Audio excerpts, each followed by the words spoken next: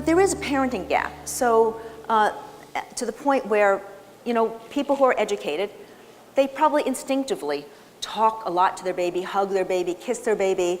But it turns out that in working class families and families in welfare who have a little bit more of an authoritarian approach, they might think, well, I know this baby, I want this baby to be self-reliant, so I gotta get him started right now. And so they'll leave the baby alone, crying on his own. Well, that'll teach him to not cry more.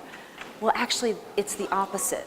And it turns out that a baby born to professionals has heard 30 million more words by age 4 than a baby born to parents on welfare. And they've literally counted words, so they know that this is true over lots and lots of kids. 30 million words. So you can imagine when one of those children of professionals goes to kindergarten, not only does he or she know 30 million more words, but think of the greater confidence that that kid has than a child on welfare. So it's really quite stunning. So I spoke about evidence early on. Here's the evidence.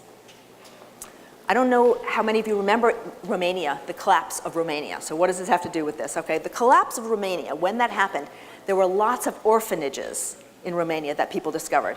And there were thousands of kids, orphans in these orphanages. Now, of course, they were getting fed, they had water, but they didn't have hugs and kisses. No one picked them up when they cried.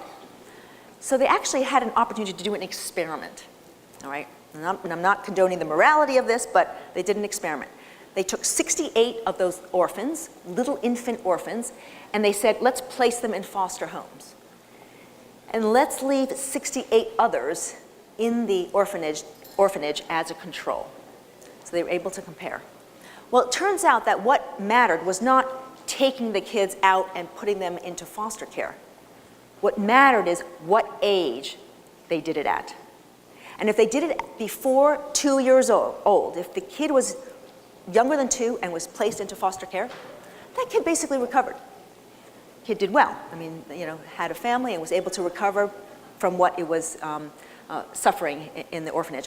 For the kids who were placed in foster homes after they were age 2, they never fully recovered. They often didn't recover very much. In fact, their IQ remained in the 70s. All right? And also when they did scans of the brains, they saw that there was much less brain activity, much less gray matter, and in some cases, the brains actually had been shrunk. So that's how we know about the importance of 0 to 2, the ages 0 to 2.